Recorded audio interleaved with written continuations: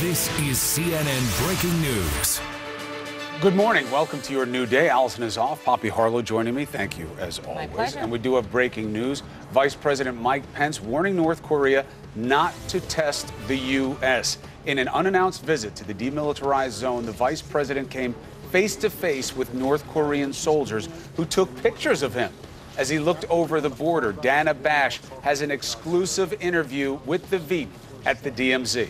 Mr. Pence's visit coming days after North Korea's latest missile test failed, but a show of force during an annual parade has military experts trying to figure out what Kim Jong-un's next arsenal and next move may be. Are the U.S. and North Korea on a collision course on this day 88 of the Trump presidency? We have it all covered this morning. Let's begin with our Dana Bash live in Seoul, South Korea, with a fascinating new exclusive interview with the vice president. Dana. Well, Poppy, it is one thing for any policymaker, politician, world leader to talk about a threat or an ongoing issue that affects the U.S. and its allies. It is another thing to see it and feel it and hear it face to face, and that is exactly what the vice president did. As you mentioned, he went to the DMZ.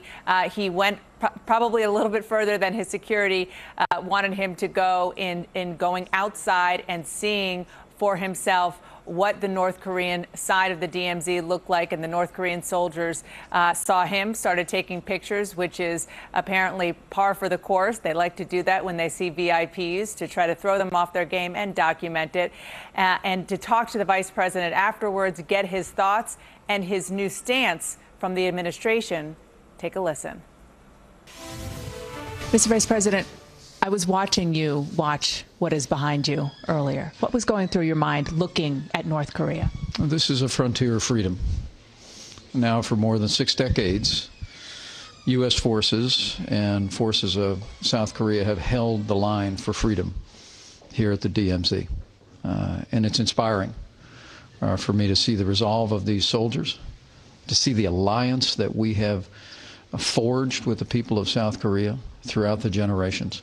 And it gives me great confidence as we go into the future that we will achieve our objective of a secure and prosperous South Korea, but also that we will see a Korean peninsula free of nuclear weapons. You said that the era of patience, strategic patience, is over. What does that mean in real terms? It was the policy of the United States of America during prior administrations to practice what they called strategic patience. And that was to hope to marshal international support to bring an end to the nuclear ambitions and the ballistic missile program of North Korea. That clearly has failed.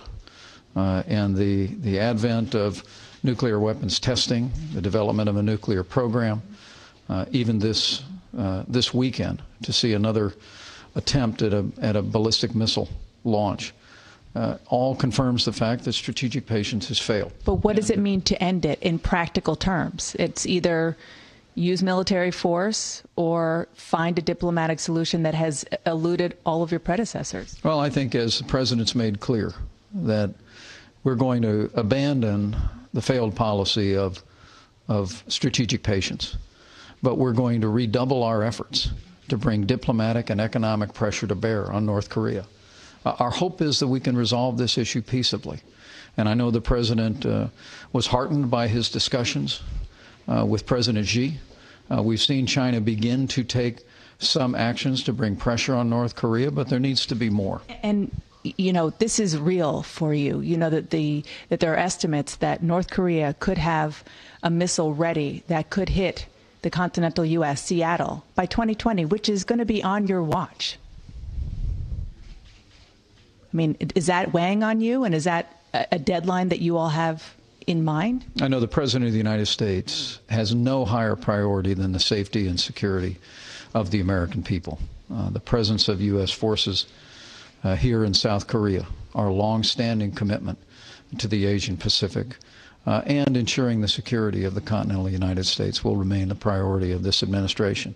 But look, we want to be clear. Our hope, and frankly our prayer, is that by marshaling the the resources of nations across the Asian Pacific, not just South Korea and Japan, other allies, and China, to bring renewed pressure to bear, will achieve our goal of a nuclear-free Korean peninsula.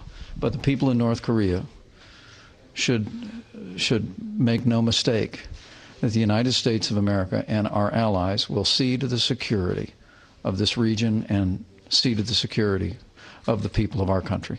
I know we're running late. I just have to ask about your dad. I just heard you say that that General Brooks gave you some information about his service here. He was awarded the Bronze Star. What did you learn, and how does it feel to be here in an area that is still at war, effectively? I mean, only an armistice, still at war for 67 years. It's very meaningful for me and my family to be here so many years after my father's service.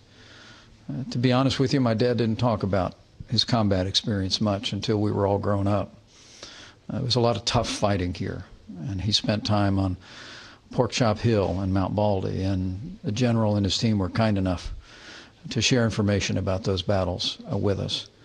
But I think in some ways, my dad just might be smiling from heaven to see that the sacrifices that he and other American soldiers and South Korean soldiers made here, now passed on to my generation, has not changed our commitment to the security and prosperity of the people of South Korea. The sacrifices that he made and that generation of Americans made have made this extraordinary success of South Korea possible. And for me, it's deeply meaningful to be here, and maybe in some small way to continue that generation's work and to make it clear to the world that America stands with South Korea to preserve freedom on the Korean Peninsula and to bring stability and security to the Asian Pacific. Now, there at the DMZ, the vice president was clearly trying to put more of an emphasis on a potential diplomatic solution. But just a few hours later, he was standing next to the acting president of South Korea with a prepared speech that was much more robust, much more muscular when it comes to potential military action. He cited the fact that the president has acted militarily in Syria, in Afghanistan, and said that the North Koreans should be careful, effectively, to not test the resolve of this president, given that. And also, he said they've got to be careful not to test the strength of the armed forces of the United States. Chris? Yeah, it seemed to be more about hard power than soft power, but an important interview at the right time. Dana Bash, thank you very much. So that's the vice president. President Trump's national security advisor, H.R. McMaster, also sounding like he was practicing brinkmanship, describing the North Korean issue as, quote, coming to a head. Is a military option really on the table? Is China really the last diplomatic option? Sounds far-fetched, but that is the talk out of the White House. CNN's Athena Jones live from there this morning. Athena. Good morning, Chris. That is one of the key questions. Will China do more? President Trump has been quite vocal on Twitter and otherwise about his desire for China to step up and put pressure on North Korea to rein in its nuclear ambitions. China is the North's main trading partner, after all. But the president has acknowledged in recent days that even China may not have the magic bullet here. What's clear from the perspective of the president's national security team is that some sort of action is going to be necessary. Here is National Security Advisor H.R. McMaster. Here's more of what he had to say about that. And I think it's really the consensus with the president, our key allies in the region, Japan and South Korea in particular, but also the Chinese leadership, that this problem is coming to a head. And so it's time for us to undertake all actions we can, short of a military option, to try to resolve this peacefully. So there you heard McMaster talk about undertaking all actions short of a military option. So it was interesting to see the president take to Twitter on Sunday morning to talk about U.S. military prowess. He tweeted, "Our military is building and is rapidly becoming stronger than ever before. Frankly, we have no choice." So you have a lot of tough rhetoric on both sides here. You have North Korean officials talking about how the regime is ready for war. You have the president boasting about U.S. military strength. China calling on all sides to resolve this peacefully. So a lot of eyes are going to be on what comes from the vice president's trip to the region this week. Poppy? We should note, Athena, this president is dealing with and leading a military that is the same military that President Obama was leading under the same budget. No indication that any more funding has gone to it, so I'm not sure exactly what that tweet is pointing to. Thank you very much, Athena Jones at the White House. U.S. military experts are now analyzing these images coming out of North Korea's missile arsenal on display for the world to see at this military parade over the weekend.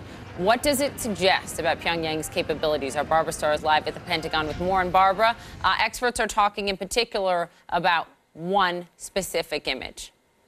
They are indeed, Poppy. Good morning. But let's start by saying the Pentagon absolutely behind the notion of a diplomatic solution to this entire situation. Even as they are behind diplomacy, they are looking at every frame of that parade in Pyongyang and especially focusing on a set of large, giant missile canisters that went rolling by. Canisters large enough to hold potentially an intercontinental ballistic missile that could strike the United States someday if North Korea really has such a missile. We don't really know at this point. It would be bigger than anything they've ever built. They would have huge challenges in guidance and targeting, but they are displaying this canister, maybe their message back to the United States, a suggestion that they could have a missile like that someday. Also displaying more intermediate range missiles, missiles that could strike South Korea, that could strike Japan, missiles, if they did launch those, that the U.S. is committed to defend its allies against.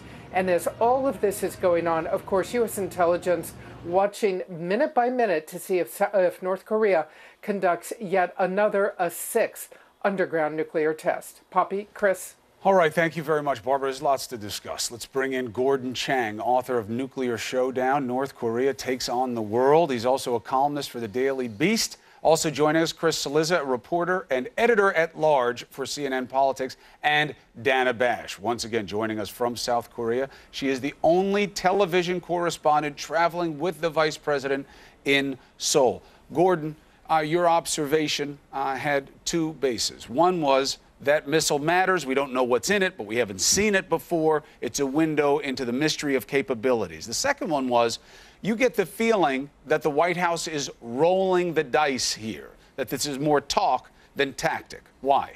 Yeah, right now, I don't think they've had the time to come up with an integrated strategy. Because to deal with North Korea, you're not dealing just with North Korea. You got to deal with Iran, also Pakistan, and of course China. And when you have discussions with China about North Korea, you also have discussions that are related regarding predatory trade practices, South China Sea. It is a very comprehensive, very complicated issue. I don't think they've had the time to develop it yet. I think what they're probably trying to do is say, well, look, yeah, China's the key, and they're trying to put the pressure on China, which is what I think happened at Mar-a-Lago, especially with the missile strikes occurring on a Chinese friend while Xi Jinping, Chinese ruler, was standing right next to Trump. That was a message, and as we heard from Vice President Pence, it was intended for North Korea. Dana, after that interview that you got with the vice president, he spoke in even stronger language at this joint presser with the acting president of South Korea. Let's listen to that.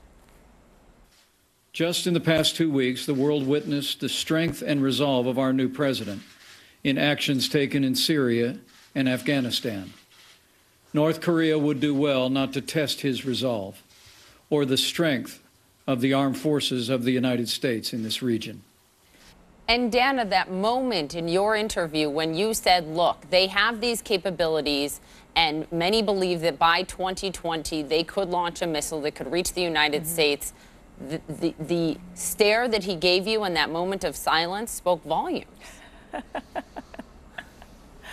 I wasn't sure what that was about, whether he thought, does she know something that I should know, or does she know something that she shouldn't know, or or I'm not sure exactly how to answer this given maybe the politics that was going on in his head. But the bottom line is that it was a pregnant pause, and I think quite telling, regardless if any of those scenarios were true, because it is a very real, and you just heard from Gordon and from Barbara, a very real concern that I've heard from senior members of the Intelligence Committee, for example, on Capitol Hill, that this is the place that the United States should be focusing on and trying to figure out, because it really is a strategic threat, a legitimate strategic threat to the United States. And, we understand that on his way out, one of the things that President Obama said to then incoming President Trump was, you got to focus on North Korea. You got to find a way to do basically what President Obama couldn't do, what President Bush couldn't do,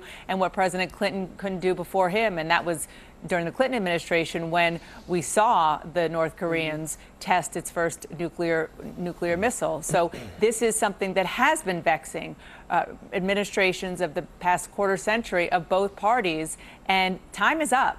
And that was basically where I was going with that question. Chris, as a naked political play, talking tough often works. It certainly has for Trump. There does seem to be a very definite shift to foreign matters from domestic matters. We know that there are a lot of different issues on the burners for the White House, but there does seem to be an intentional emphasis on these. So from the perspective of political playbook, is this talk tough, hope China works, hope nothing happens? Do you think that's the extent of it right now? Well, I mean, I think that his belief, him being Donald Trump, his belief, broadly speaking, Chris, is that what you do in these situations is, in virtually every situation, is you sort of put your chest out there. You say, here's what we're going to do, and you beat your chest a little bit, and then you see what happens, and then you react to that. Remember, Donald Trump, I always come back to two things because it's the things he always talks about: flexibility and uncertainty, two sides of a similar coin there. But those are the things I think he prizes most. The uncertainty piece, I think, clearly is at work here. Pence sending us very strong signal. Obviously, we saw in Afghanistan last week, the Syria response the week before. So you've had three things here where Donald Trump has done something that I'm not sure everyone thought he would do when he got elected into office, and I think he really values that. So I actually think this is, at his view, to Gordon's point, I don't think that there is a broad strategy here. I think the strategy is, let's sort of talk tough. Let's put our chest out there. Let's see what happens. Let's see if we can shake some things up, if that shakes anything loose, and then we'll react to that.